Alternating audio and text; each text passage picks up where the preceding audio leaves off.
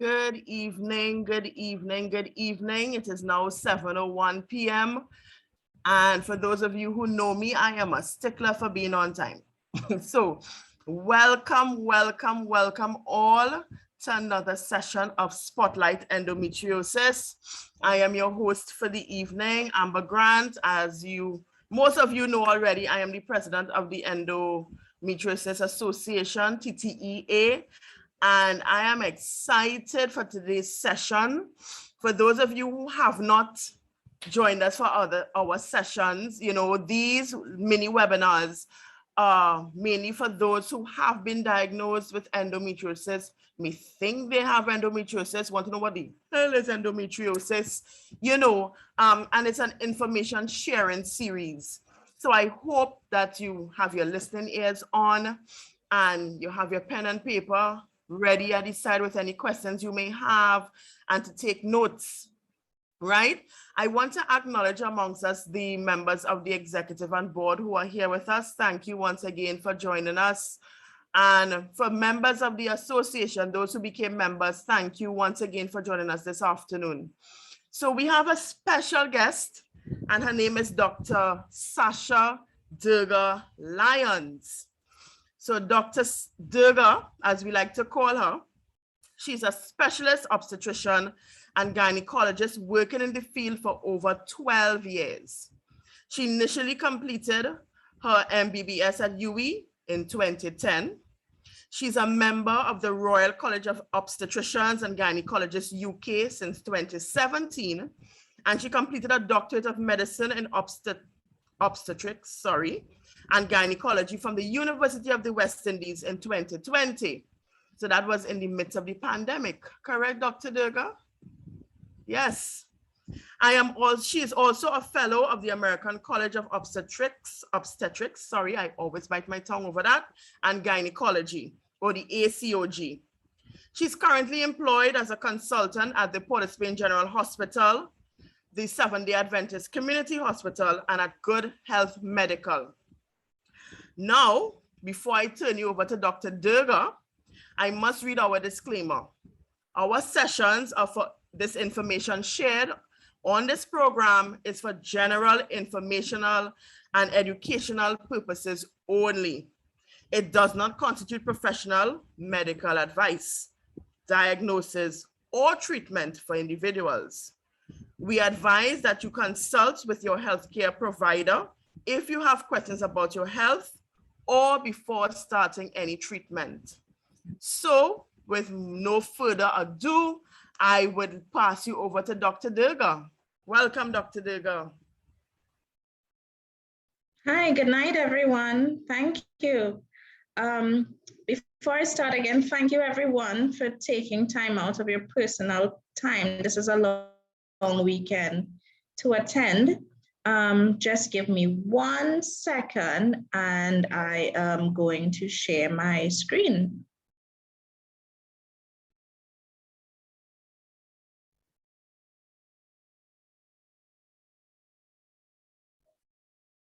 Are you seeing my screen?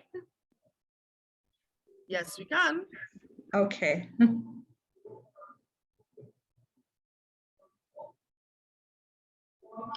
Excellent. How's that?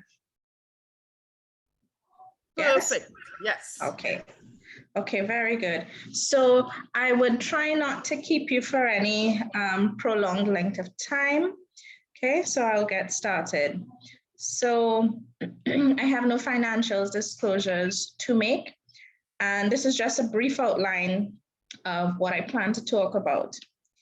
So what is endometriosis really? So the actual definition is the presence of endometrial-like tissue outside of the uterus, outside of the womb, which then causes a chronic inflammatory reaction. So if you can see my cursor, the lining of the womb, and this is how I explain it to most patients, the lining of the womb is not just blood, it's actually a tissue type with cells.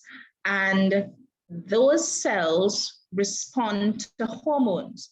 So the body talks to itself, different parts of the body talks to itself. So the ovaries will stimulate egg production, and then talk to the womb and then say, hey, it's time to have a period. This is what we're doing. And then it would respond. So when you have those same cells that are no longer in the lining of the womb and they find themselves elsewhere, they are programmed to do the exact same thing.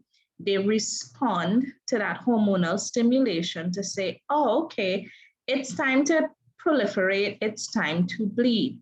Now, most commonly, if you are to find that those ectopic glands, you would find them most commonly within the pelvis. So this is a schematic of what the pelvis really looks like. This is the womb, your tubes, your ovaries.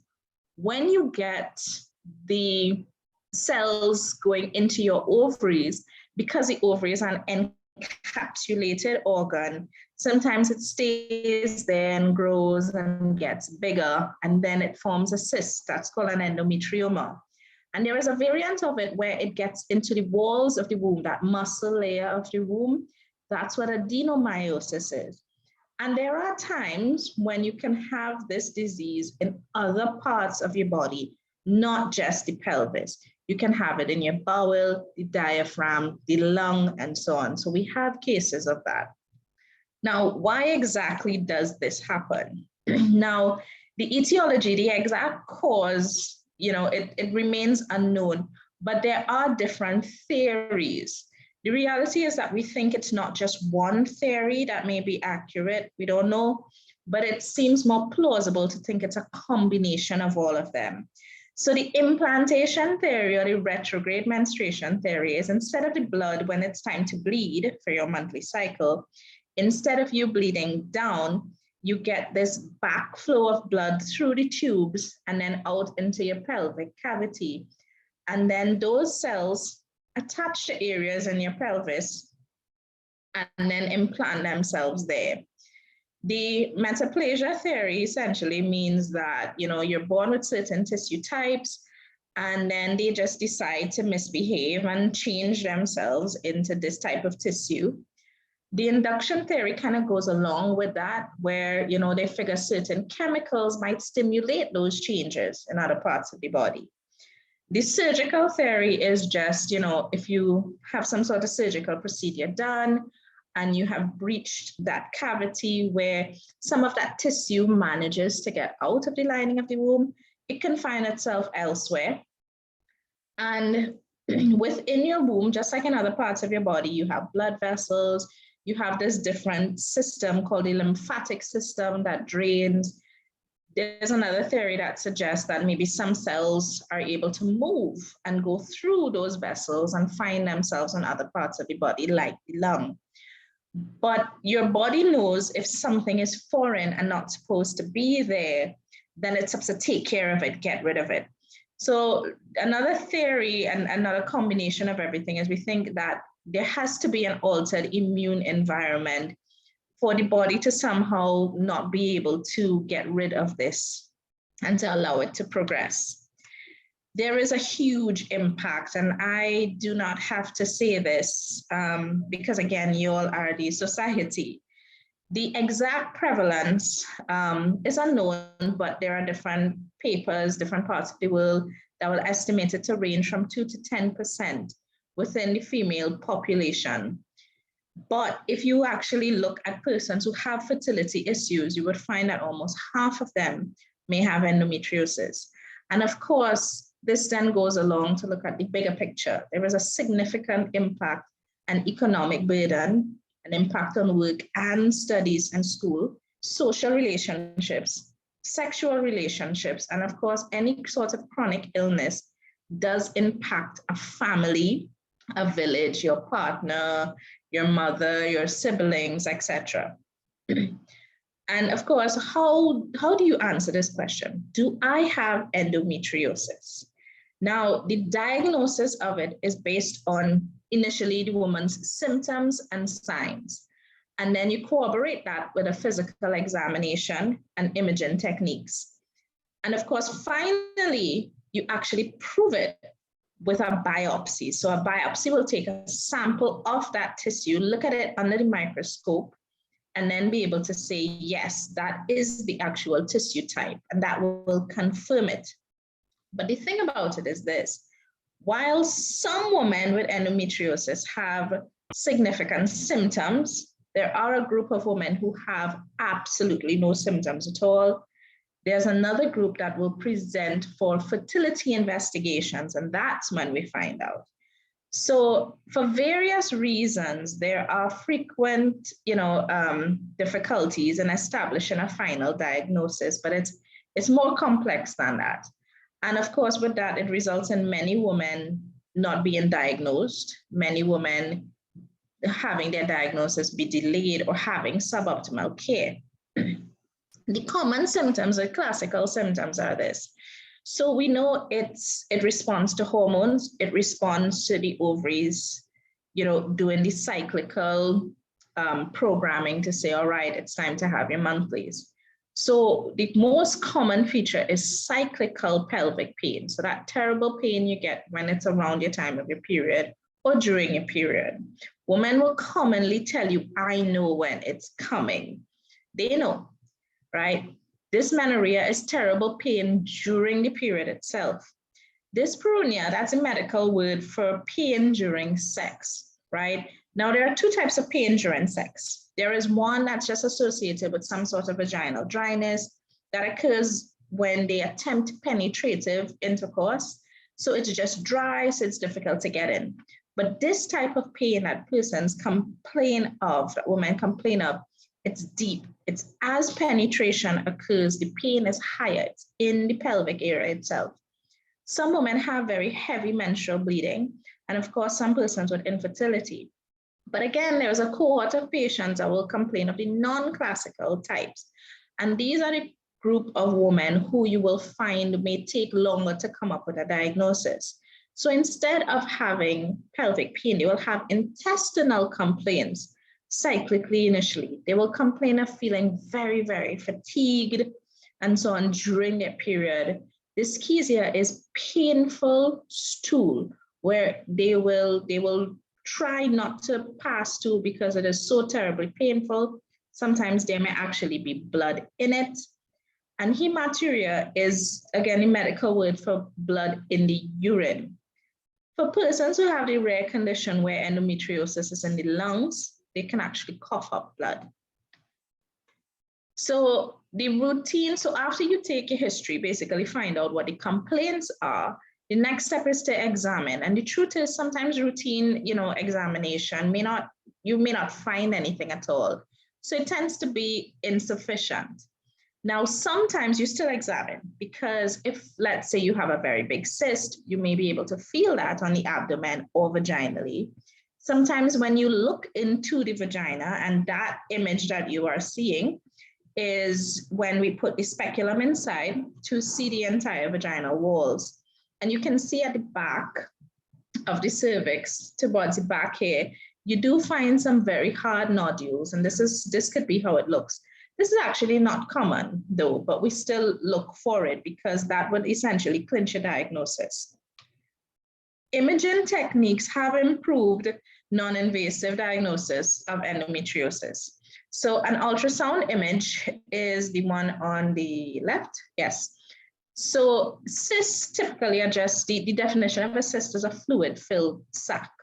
But the thing about endometriosis is that the fluid is not simple, it's not very thin, it's a very thick, viscous fluid because it's blood, essentially.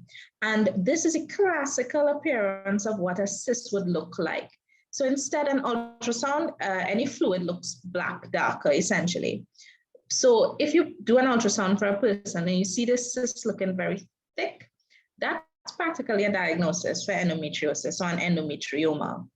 MRIs have been increasingly used because availability, it's a lot easier to get MRIs now. That's the truth. And then I tend to use it not for simple cases, but for very complex cases where there is severe disease, or when I think that the disease has extended beyond just the uterus or the ovaries and so on and extends to other organ systems. That's when we tend to use MRI, where you can actually see thickening of areas in the pelvis, etc. The reality is that using any imaging technique is very, very dependent on who does it or who reads the report, okay? So that's another thing to take note of. Surgery, it is the gold standard because at the end of the day, you want to see the disease, you want to be able to biopsy the disease and send it off for a histological diagnosis, which is in the lab. And although once we're sure, if we get a positive sample that says, yes, this is, it does not mean if you don't see it, it's not there. And this image I put up because it's a lovely diagram, a lovely schematic of laparoscopic surgery. This is a preferred surgery for endometriosis. There are many benefits which we will get into later. But you can see this is a surgery where it's a camera through about a 1 centimeter incision in the belly button and very small incisions, like about 1 centimeter as well, to put very small instruments in to see basically and to look at the pelvis. We'll go into a little more detail about it further along.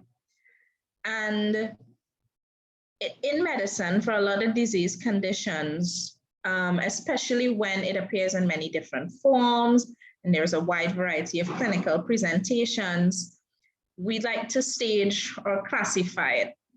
And we tend to do this because it's useful to better describe the disease, and of course, to standardize communication between health professionals and patients. Because using something, a term like mild, I have mild disease, that's a very subjective way of saying something, okay?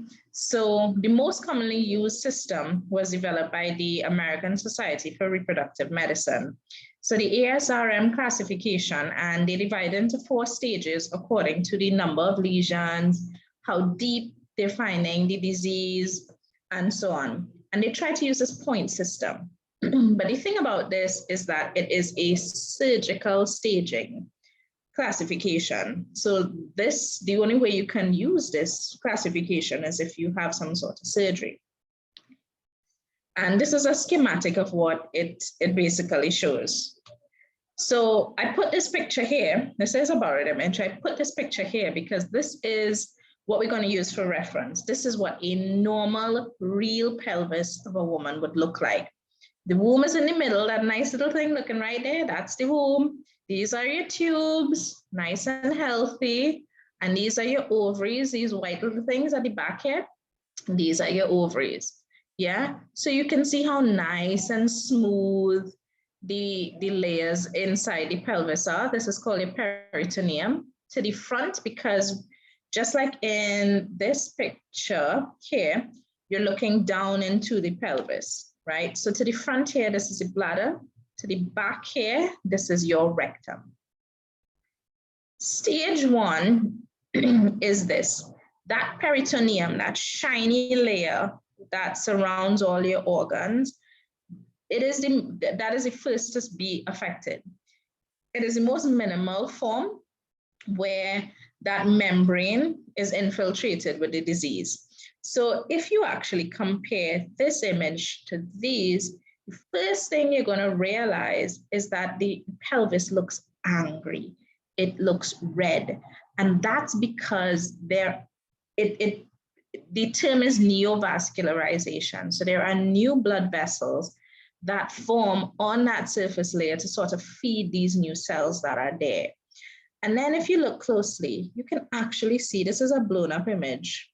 So you can actually see these spots over here, these bluish, blackish spots, that's endometriotic deposits. And you have to look really closely. Now, this is a blown up image. And that's why we like laparoscopy, because you do get better visualization. You get a magnified view. So these are small little deposits as well on the peritoneum. Stage 2, right, is when you have those spots becoming bigger. It's like in this area, you see this wide area here. You see this wide area here and here. And then this is what an endometrioma looks like. They call it a chocolate cyst because it really does look like if it's chocolate. Altered blood is not red, it's this brown, thick fluid. So this is the ovary, and we've just opened up the ovary and opened up the cyst here to reveal this. So when you start having cysts, you start going up in your stages. Of course, small cysts for stage 2, or small ovarian deposits. This picture may not actually be the full stage 2, but I put it here to kind of show you the fluid. Stage 3 is when it starts going deeper. So imagine you have this tissue that is bleeding and irritated all the time. You are going to get some sort of inflammatory condition, and then scarring starts to happen. And the first set of scarring that you get, that term is called adhesions. The first type that you're going to get are these filmy ones. So these are real images, real patients. So you start to get these sticky scars, but you could see them, yeah? And over here, you find that, look, all around this area here, everything is not as free. It's still very red, stuff stuck up all here, all around here. And then stage 4 is the more extreme form, where it's deeply infiltrating disease. Now, again, we have to remember that image where we're looking straight into the pelvis. So this is your womb here. You realize that you cannot see any organs outside. There is nothing that is free. All of this at the back here, this entire area is just bowel that is absolutely stuck on to that womb because there is so much scarring, there is so much adhesions. That's a stage 4. Stage 4 also does include when you have deposits on other organs. So this is bowel. These are endometriotic deposits on the bowel itself. So patients like this, you would find that when it's time for their period, they will tell you they have rectal bleeding. This is the rarer form of it, where you have endometriosis in the diaphragm and in lungs, where it gets extensive so much so that it's actually causing adhesions between there and the liver, and then you could actually have bleeding. Now, diagnosis during laparoscopy is very dependent on the ability of the surgeon to recognize peritoneal disease in all the different appearances. And that is why it is always said, even if it is negative, it doesn't absolutely exclude that you don't have the disease. In literature, it's actually reported that if somebody has chronic pelvic pain, laparoscopy can be negative in almost 40%. Now, I put this picture up because at first glance, you may think, okay, not terrible. You know, you can see the womb, you can see the bladder. Things look a little bit free, you know, they're not stuck on. This side does look a little bit red and inflamed, but what are these little lesions that are running around? That is actually a variant of endometriosis called vesicular endometriosis. So that was biopsied, and the histology has actually confirmed that. So you do need a surgeon who can recognize these things to be able to actually biopsy it, right? So that you could have your diagnosis. So treatment is next. Now, in women with symptoms and signs, there is a place for actually starting treatment before even thinking about embarking on an invasive procedure. At the end of the day, even though laparoscopy is considered minimally invasive and it is the gold standard for diagnosing the disease, you don't always need a surgery to start treatment. So there are some women who want to go straight to surgery, and you have to respect a woman's wishes. Of course, you have to have that conversation about pros and cons. When fertility comes into the picture, most often we have to use a surgical approach, and I'll explain why further along. And of course, if you have advanced disease, so if you have a very large cyst that is compressing organs or so on, it has to physically be removed, yeah? And If signs of deep endometriosis are not present, or large cysts, then you could actually argue that you don't have to do laparoscopy, full stop. You could actually go ahead and just start to treat without even thinking of surgery as being an option overall. The treatment, it is to some extent a ladder, but you can incorporate different aspects of it. So there are adjuncts, there is analgesia, hormonal therapy, and surgical, and you can use a combination, and you can use it one by one. The medical treatment usually starts with analgesics. So the most commonly used analgesic is NSAIDs, which is non-steroidal anti-inflammatory drugs, which makes sense, right? It is an inflammatory condition. To treat the pain that is associated with this inflammation, calm the inflammation down. So you would start with, and there's a whole lot of brands. There are a whole lot of brands, right?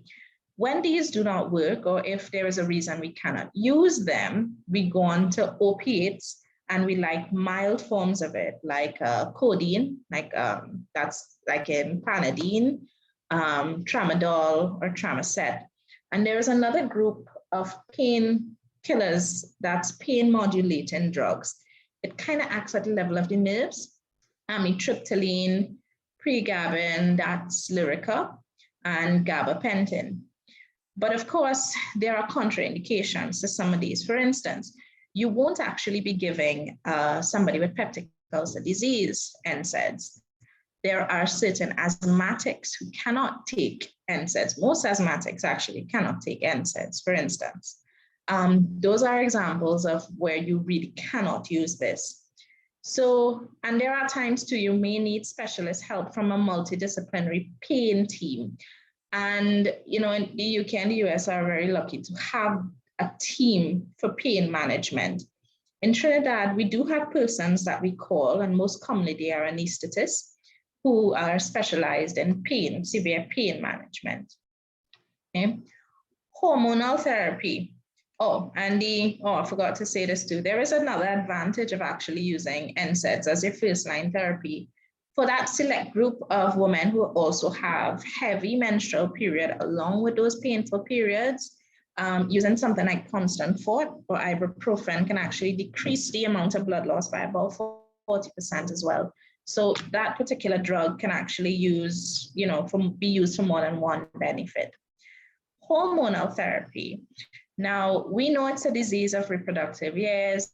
We know it's associated with cyclical ovarian activity.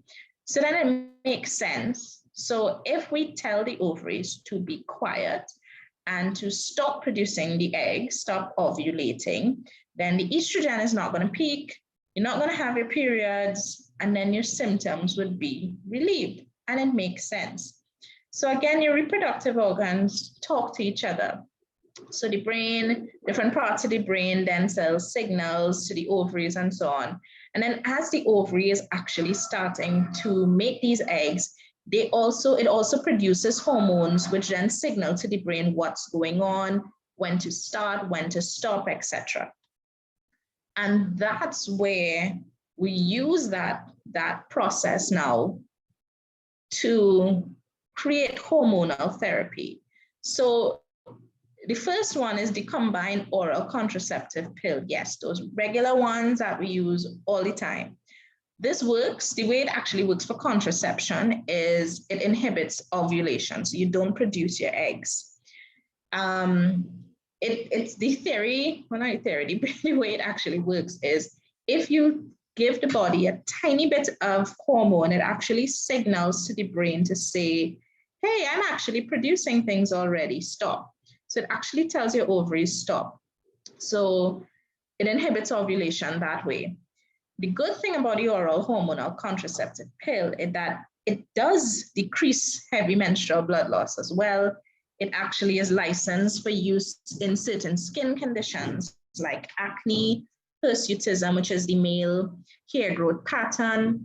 It is a form of contraceptives. So in young women and in teenagers, when you do want that contraceptive effect, you can use it as well. But there are contraindications to the point where the UK and WHO actually has set criteria for allowing somebody to be able to use a oral contraceptive pill. We do know that there is an increased risk of those severe blood clots that happen in the legs and the lungs. The absolute number is not as high. So anybody walking around on the road, anybody could get a blood clot, and that number is about 2 in 10,000. Somebody using the pill, that number would be around 6 to 9 per 10,000. So you may think, maths, 2 compared to 6 or 9, that means that's a threefold higher risk. But then 6 or 9 out of 10,000, the absolute number is still low. Persons who've definitely had clots before, have a close family relative, no, we're not going to start you on the pill. Persons who have terrible migraines where you have the auras, where you see stuff, the pill is not for you.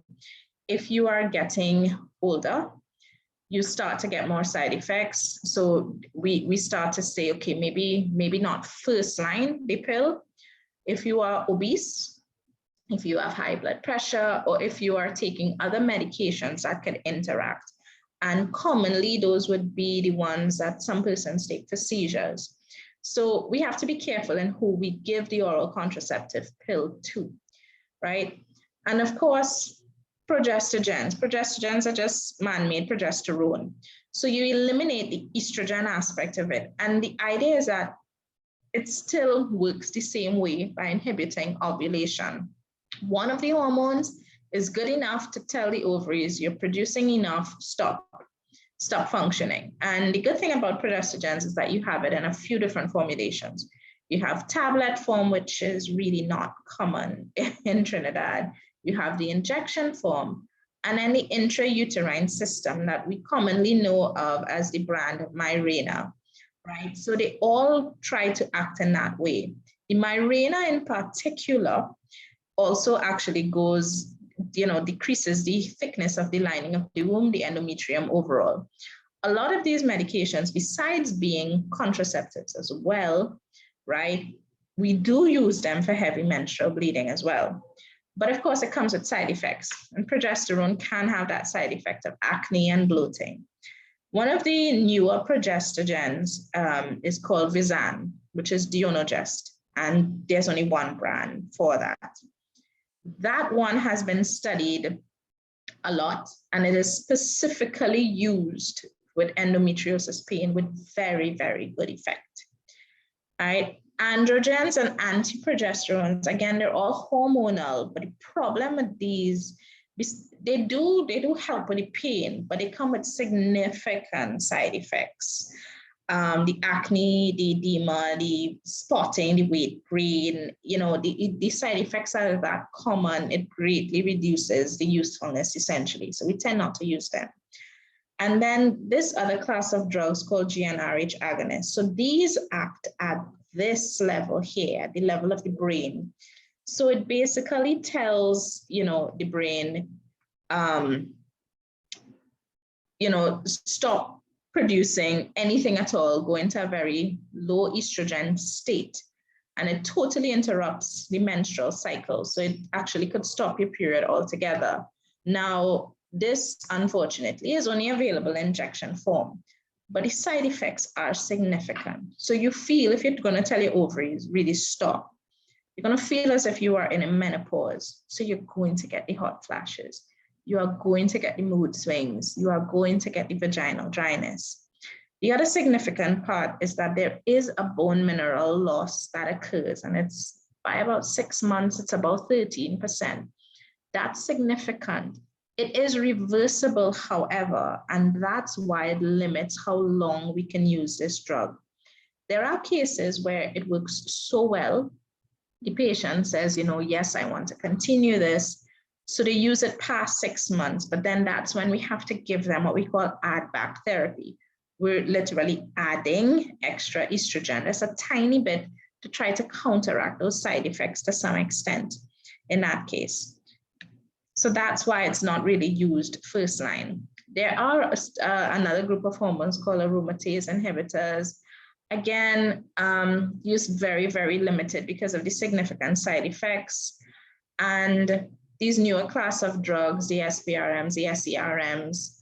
And the theory again is that, well, if this is all has to do with, the immune system and inflammation, maybe if you use, something that can modulate the immune system, it might work.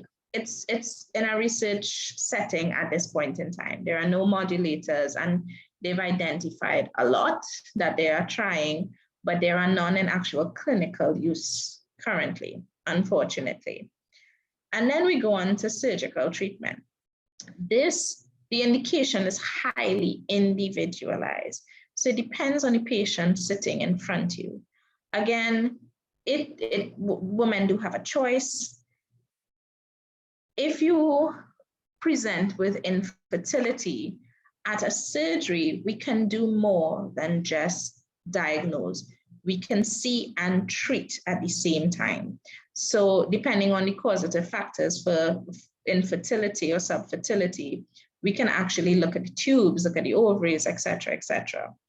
Again, if there are very large endometriomas, big cysts that need to come out, or if a person has tried all the medical management and is still having pain, that is an indication to try something else, surgical.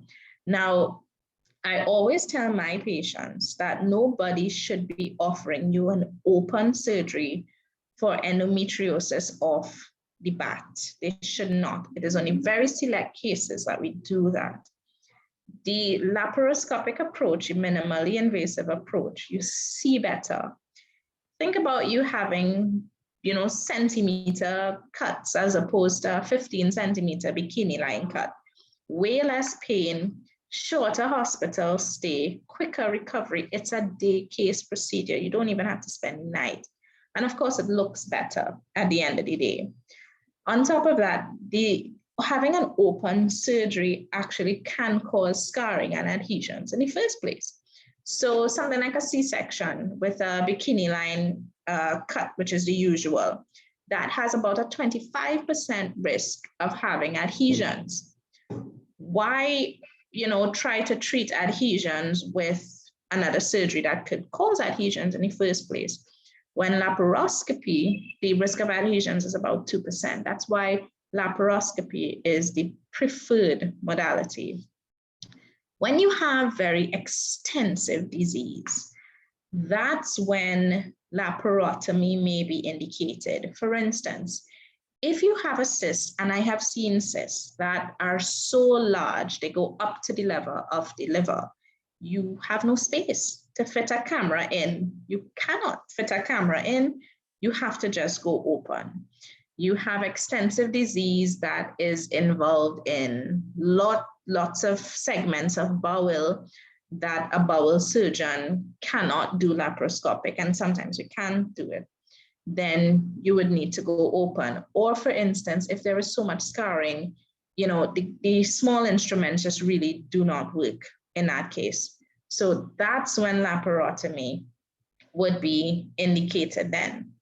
When we go in, the idea is to see and treat. So once we see those lesions on the peritoneum, not just the ones that look red, then you can take them out, ablate them with laser or heat to actually kind of kill them off, right? Take them out, take out the nodules, take away some of that scar tissue. That's called adhesiolysis.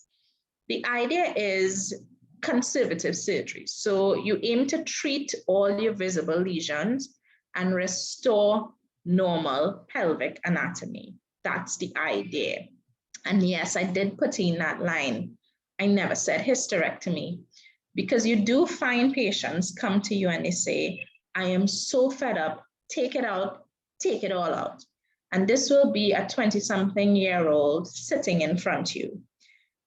Hysterectomy is not a cure for endometriosis. Because if you think about it, taking out the womb does what? You may not see a period, but the ovaries are still functional. And then the endometriosis is where you have those deposits outside of the womb, not so.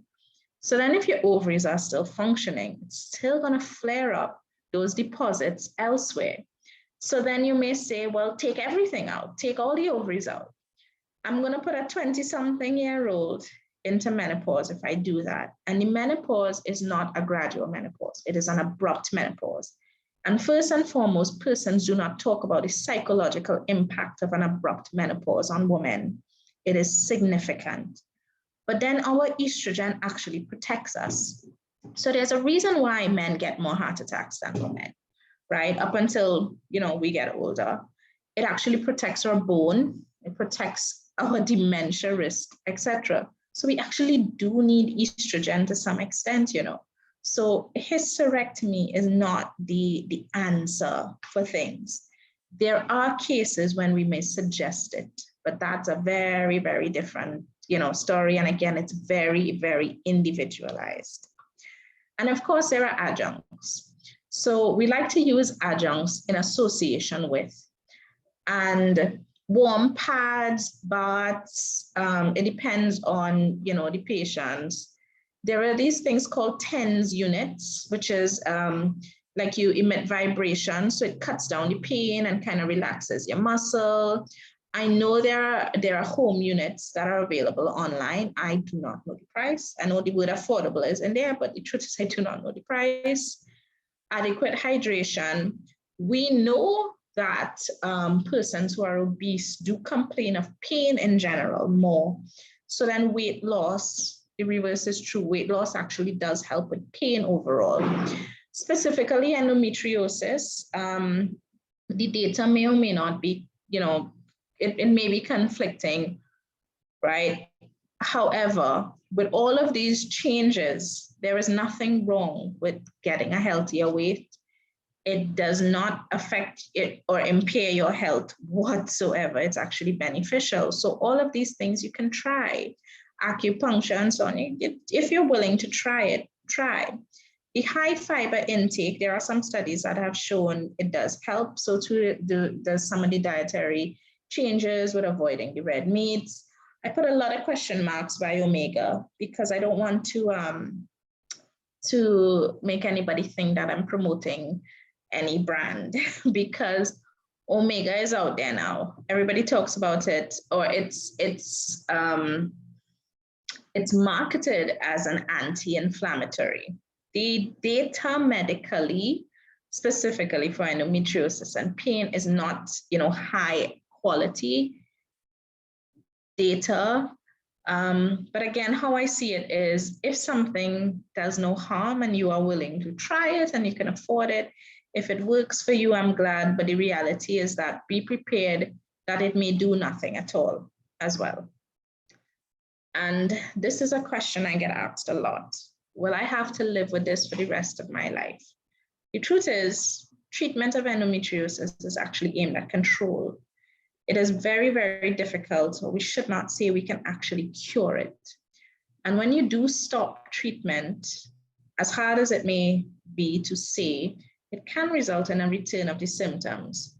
But it's a very varied time because we don't actually know for certain persons, it may take a very long time. For others, it may, the symptoms may return as soon as treatment is stopped. So it varies. And of course, there's a large impact on the quality of life, not just for the woman, but those who are close to them, their partners, their families, their friends. And it will affect persons and couples differently. And I know I've strayed slightly from the medical aspect in this talk, but I realize that we don't talk about this enough, how endometriosis can affect couples. Men and women have very different views on how endometriosis should be treated and managed. And it's true, what they say, women are from Venus, men are from Mars, or something like that. A lot of men seem to think that endometriosis needs to be cured, whereas a women who are inflicted with the disease understand that it is something to be managed long-term. And the impact of this can be negative in, a multi-dimensional ways. There are, by the way, a lot of couples who cope well. There are positive effects, but there are issues when it comes to day-to-day life. So for instance, something as simple as, you can't pick up the children for this week. You cannot, don't ask, your wife to be cleaning the house at all this week. Some couples may not be able to cope with that very well. It may create an extra strain. Working lives, if women do not go to work, we know that some women may just simply not get paid. Some women have used up all their sick leave, so they take no pay leave every single month, and that can have a significant financial and emotional strain on a family. Of course, your social life is restricted. You don't want to go out at all when it's that time of the month whatsoever. And both partners feel a range of emotion, frustration, guilt. Some women actually do feel guilty. The irritability because of the hormonal changes happen. There is a lot of helplessness, worry, frustration, anxiety, and depression that follows. We have to talk about sex. Pain during or after sex is very common with endometriosis. But pain is not the only factor that can actually affect sex and intimacy for couples. There are times, you may have irregular bleeding. You may just be generally fatigued. There is reduced libido. You just really don't feel any sort of sexual desire, low mood. And then when you put fertility into the picture, the stress of actually trying to get pregnant, a lot of the times, you realize a lot of these hormonal treatments do have a contraceptive effect. Women have to make, or couples have to make, that very hard decision. Which do you want to prioritize? Do you want to prioritize pain control or management of your symptoms? Or do you want to prioritize fertility? And in cases like that, I cannot give you hormonal treatment because it will act as a contraceptive. So we have to take that into, consideration. And I am not a marriage counselor, I know this, but we do need support within relationships. We need practical support. You need communication, you need emotional support, you need to talk things through. A lot of the times we find that the partners are marginalized and men don't talk about their feelings. And we know this overall in our society. They think about just stay calm, hide emotions, etc., etc. But open communication is key. And of course, your choice of words. For instance, you're not going to, you come home and your wife says, oh, I'm starting to have pain again. Your response should not be again. You can't, your choice of words. It could be, okay, this has happened before, it's happening more frequently now.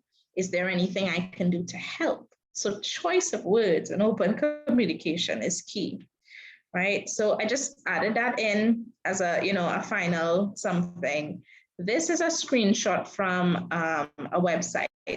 So I do not know of, I just simply don't know. I'm sure there may be groups in the country, but these are some websites in the UK that you could find some organizations, some leaflets, just advice on how to, cope with endometriosis as a couple. That's what these websites are about, okay? So that's actually it, and I am open to questions.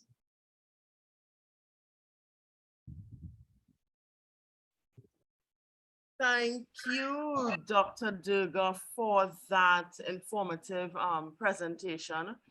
I know it probably engendered some questions from some of our audience members. One person actually had a question, and I'm hoping she can clarify where she asked if, and I'm trying to see this properly, if blood clots can cause, I think that's what she was asking, if blood clots can cause endo. If the person can just clarify it in the chat, please, because she asked, what about blood clots? And I'm not sure which part of the presentation she was referring to. So if she can clarify that in the chat, please. But I want to ask her a question. You spoke about adenomyosis. Mm-hmm. Oh, there she put it, is blood clots also a symptom of endo?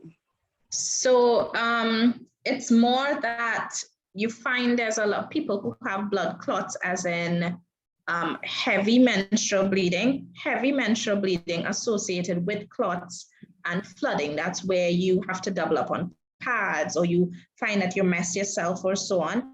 Yes, heavy menstrual bleeding can be a symptom of endometriosis. Yes, it can actually be a symptom of a lot of other things too, right? We know this. There's a lot, fibroids are very common in our population and so on. So that would mean you have to actually look at it. If you're referring to blood clots in the deep veins, as in your legs and your chest and so on, no, not commonly. If you do have deep vein thrombosis, it's probably from something else. It's very rare to get such a large cyst or something compressing your veins for it not to flow very well to cause a blood clot. And of course, there are inherited blood disorders as well, if it is that's what you were talking about. Okay, thank you. I want to acknowledge the men that are with us this evening as well. Thank you for joining us. And I'm glad Dr. Durga spoke about couples, because yes, endometriosis is a female disease, but it affects families. It does. And if you are in a relationship with a woman who may have it, this is a talk for you, definitely. Now, could you go into detail about what is adenomyosis for those who may not know? Kadisha says, thank you for answering her question. Okay. So adenomyosis is a variant of endometriosis, so to speak. So that's where you have that same tissue that is expected to be just within the lining of the womb, but instead it has found its way within the muscles of the womb itself. So the womb tends to be bigger because you have that bleeding happening within the muscle that it's not supposed to be there. So a lot of women, those are the women who have the very heavy blood loss, and they are the women who have these, their womb, the actual size of their womb tends to be bigger as well, right? So that's all it is. It's a variant of it. Okay, so what do you suggest as some of the management strategies for adenomyosis? It's the same. It's the same as endometriosis, essentially. So you start off with the painkillers. You start off with, and then you go on to hormonal treatment. The intrauterine system works very well in cases like this. But whatever treatment modality you choose something that also has the benefit of decreasing that heavy blood loss. So those NSAIDs, monthly NSAIDs, like the Ponstan Fort, those work well. The oral contraceptive pill, that will work beautifully, the Mirena. So these are other options as well. Okay, now I want to state and reiterate something you said, that it is very individualized. Treatment is very individualized. So whereas the Ponstan Fort may work for one, it may not work for someone else. Mirena worked for me for the 5 years I was on it. I had the side effects, my pressure went sky high. It may not work for someone else. So this is why we always tell our members, while you may get advice on what works for one, what helps with pain management, you have to be like a guinea pig in this endometriosis game to figure out what really works for you, because everybody's body is different. Yeah, but I have another question here. Is there any connection between fibroids and endometriosis? And do they make each other worse? Do they play on one another? So both are very, very common conditions. So if you actually do an ultrasound scan on everybody living in the Caribbean randomly, you would find it's almost 60 to 80% of persons will have a fibroid. That's how common it is. So they can coexist. That's the thing about it. It can actually coexist. And sometimes the symptomatology is very similar. Painful periods that are cyclical, the heavy bleeding, the pressure and the discomfort, because if your fibroids are large enough, they will press on your bladder, they will press on your bowel. So it's not that one causes the other or one increases the chances of the other. It's both are very common, both can coexist. There are times when treatment could actually work for both as well. right? It's very, very dependent, again, very individualized. So in the UK and the US, where you have a large Caucasian population, so a lot of our reading and our research may come from there. They will talk about a lot of ways to deal with these small little things. That's not what we have. That's not what we have. We have fibroids as big as babies to deal with sometimes, commonly. So, you know, it's very individualized and it's very dependent on your population that's, you know, in front of you. I see another question. Is a 14-year-old with painful periods and heavy bleeding too young to have endometriosis? Absolutely not. That is the group of persons we should be talking to the most, because what happens is that these 14-year-olds go to their mothers, their grandmothers, and they are told that's life. Deal with it. This is what normally happens, but it's not so. This is when it starts. This is when you try to put a pin in it to say, let's help you as much as possible. A 14-year-old should not be missing school, should not be missing her extracurricular activities every week just because she has a period. If you find that is happening with your teenage daughter, you should seek her interest. That is not normal. You should still be able to function once you have your period, and that is the truth.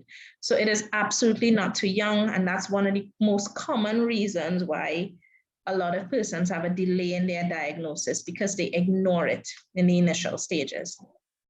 Correct, and I see Bridget agrees with what you're saying, and I'm saying it's the same thing.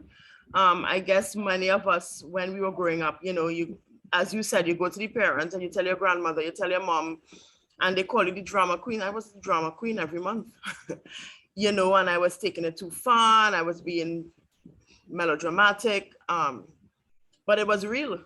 It was really real, you know. But I want to have a discussion. You spoke about one of the treatments when we're doing surgeries, and you spoke about ablation. And that is a hot topic right now with endometriosis, because you're hearing from foreign entities that, you know, ablation is not really the best way to deal with the endo, because it's burning it out. And if you burn something, there's scarring, which, you know, can cause more with the endometriosis. And they're actually suggesting excision. Okay. What is your take on that? So that's individualized again. So in those images that I showed you, those pinpoint areas, you cannot actually excise, you know, 20 pinpoint areas on your peritoneum. You're going to end up taking out your entire peritoneum. So the scarring that you get is actually not that significant from burning off those small areas. A larger area might be it would most likely be beneficial to excise the entire thing. And that's the same thing that happens with cysts. So you would hear, sadly, yes, there are doctors who still think you could just drain the cyst and leave it and, you know, problem solved. No, you actually have to excise the cyst and excise the entire cyst wall. And sometimes just burning off layers, you know, will not actually work very well. So with the small lesions, you do ablate them, you do diathermy them, you put some heat, you get rid of them like that. Larger ones you aim to excise. Yes. Okay. All right. I see someone put in the chat, and it's a comment from one of our male members. He said, I believe as a partner, you have to deeply love your spouse, to work with her and give her support. Not all men understand such. And he agrees with your explanation. Thank you for that, Mr. John.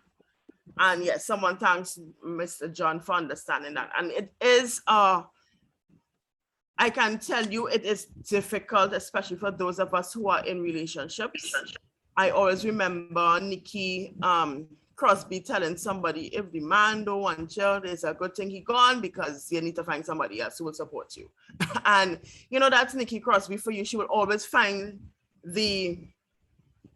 something to make you laugh. But it is a reality. Unfortunately, many men cannot deal with what we go through as women with endometriosis.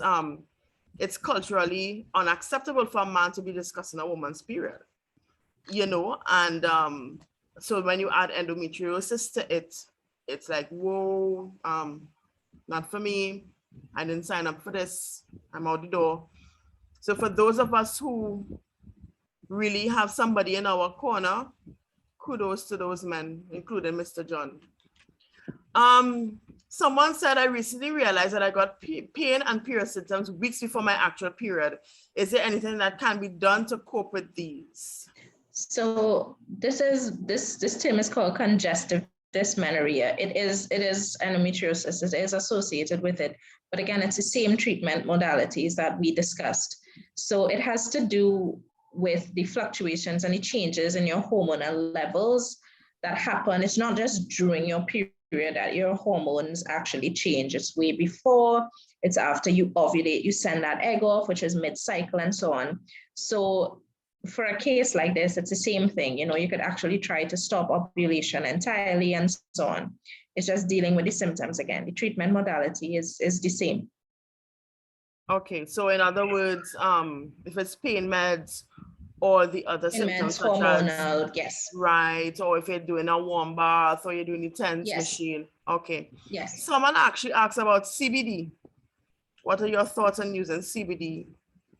I am not against it because it's the same with certain other things. If there is no harm and it works.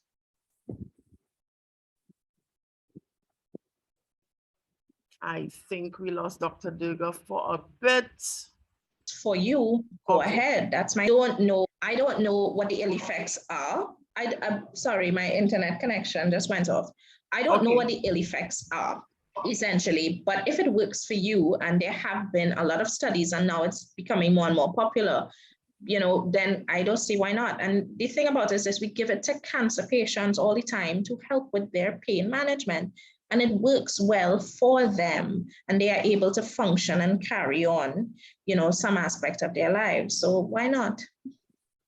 Okay, again, it is individualized. So while it may work for one, it may not work for another. Correct. So that's what I always tell persons, you know, if it works, I'm glad, but just be prepared that it may not actually work for you as well. Correct. Yeah. One person asks, does age affect treatment, especially if you have multiple issues such as bowel involvement, DIE, thyroid issues, chocolate cysts, fibroids? Yes, it does. Yes, it does. So for instance, you have to be very, very careful with age and using the oral contraceptive pill, which is a commonly used treatment. That's one.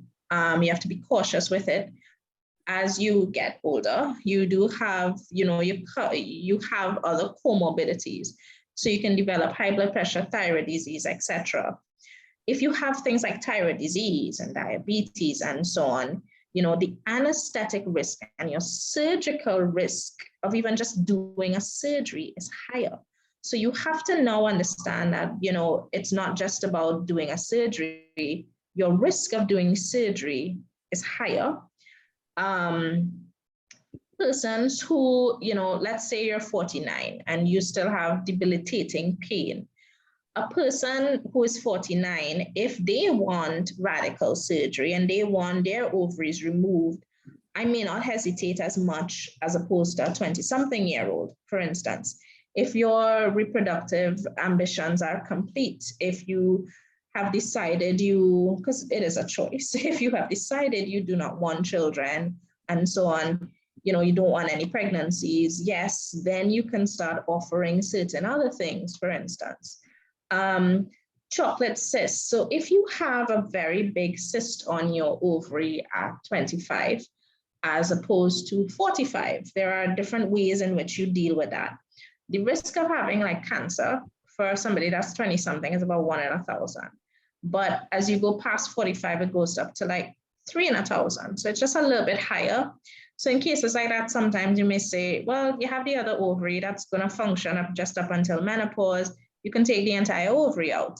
In somebody who's 25, you will want to be as sparing as possible and leave as much normal functional ovarian tissue, essentially. So yes, age does play, you know, a role in how you manage a patient.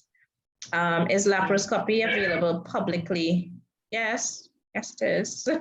I don't know about all the equipment, and God help me not to go to political. Sometimes consumables are not readily available, and sometimes dealing with the system in the public sector is really, really difficult. There is a huge, long waiting list. The reality is that, yes, it is available. Yes, it is. And again, we may not always have all the best equipment, but it is available, yes. And I know, if I can put in a plug, I know Ministry of Health is trying to make it more accessible to the public. We actually have someone who works at Mount Hope as well, who has worked with us. We're hoping to bring him on soon, but it is available. But as you rightly said, there is a long waiting list, and COVID didn't make it any better. No, COVID made it worse. Correct. COVID has pushed that waiting list to a year plus. Correct. Yeah. I know some persons who are waiting. Someone asks as well, do you recommend they visit the public women's clinic, like the gynae clinic in Port of Spain, or private obstetrician? That is personal choice. That is entirely up to you. I will never answer yes or no to a question like that, because I hope that no matter which doctor you see, that they provide the same level of care, private or public. Okay. I would hope so. Good answer. Good answer. Because I can also say that I've gone to private doctors, and the first person I went to, I was abhorred by his treatment with me. And I said, nope, I can't be paying all this money and getting this type of service. So it doesn't matter. You can get it in the public as well as you can get it in the private, unfortunately, you know. I don't see any more questions. So I would like to thank Dr. Durga for gracing us with her presence this afternoon. I know she has committed to come in one more time to share some more of her knowledge. And I don't want to say when as yet, but that will come out very soon. Thank you, Dr. Durga, for sharing your expertise with us and your vast knowledge on endo, and for answering the questions that persons do have. Bridget, if you have the link for the survey, we have a survey for our participants. If you can put the link in the chat, please, and we're asking persons just for 2 minutes, it doesn't take too long, to fill out our questionnaire, because we need feedback. And the only way Spotlight can get better is how we are impacting the members by the information that we bring forward, right? So I'm hoping Bridget can put it there. If anyone has any other questions, again, for Dr. Durga, she's still here, right? The link is there. If you can go in, fill it out for us, and it will help the association in a long, long way. Dr. Durga, are you always at the clinic in Port of Spain? Or it's how many? Just asking. At this point in time, yes, I am. Okay. I'm still employed full-time there, yes. Okay, all right, great. So persons, I said, as I said, I'm happy for what I heard this afternoon. Really, really happy. And I know, and I made a note to speak about it as well with the Vizan. That's how you pronounce it, right? Vizan? Yes, right. Vizan, yes. Vizan, sorry. And I know some members have been asking about it. You see it pop up every now and again in our support group chat. If it works, you know, so I hope Dr.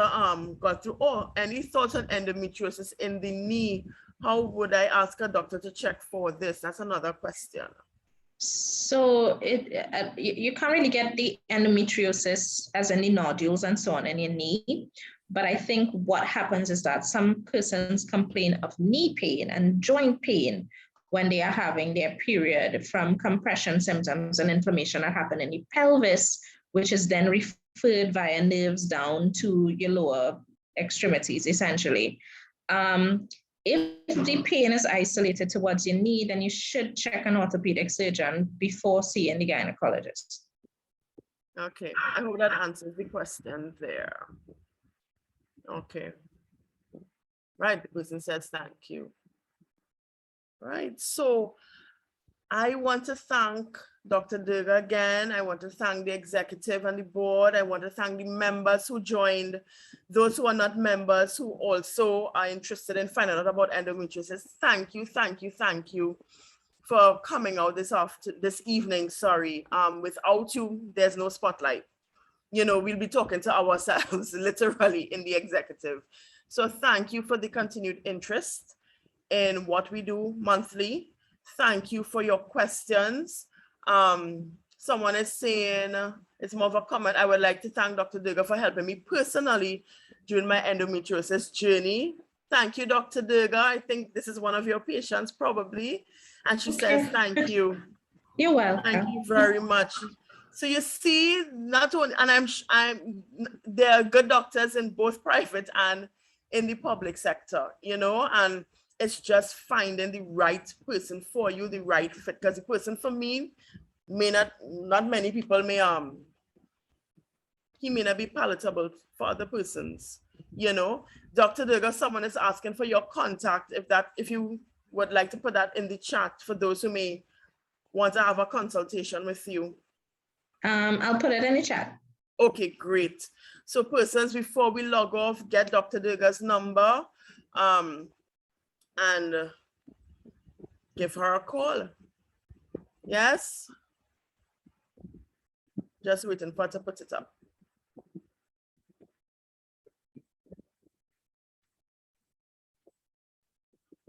So if there are any more questions, okay, so she has put it there for us. Good Health Medical. She has a joint practice with our Dr. Brian Brady, and she's also at Port of Spain, and this is the gynecological clinic, correct? Correct. Correct. I have a few clients that we take there every now and again, so. Oh, and at the SDA Community Hospital. So you can either check the gynae clinic in Port of Spain, the SDA Community Hospital, or Good Health Medical. And if I'm correct, Good Health Medical is by the stadium. Yes, correct. Right. What used to be Brian Lara. It still right? is, yes, same building. Still is called Brian, yes. So it's the same building for those who know. So you know the stadium right opposite, right? That is where you can find as well. So again, thank you everyone. And I mean, many people are not speaking about it again, but we are still in the midst of COVID, unfortunately. Yes, I'm happy to see men in the session this afternoon again. Yes, Bridget, I agree with you. The word is spreading, and this is good for the TTEA, that persons are interested, and it's not just women. The men who have women who maybe or have been diagnosed with endometriosis, they too want to learn so that they can be that support for their significant partners. So thank you all. Continue to be safe. Yes, there's a no mask mandate, but still wear it if necessary when you're going somewhere crowded. Continue to wash your hands, practice safe social distancing, and continue to be safe. And if it is in the Lord's will, we will see each other next month, the month of August. So take care. Good night, everyone.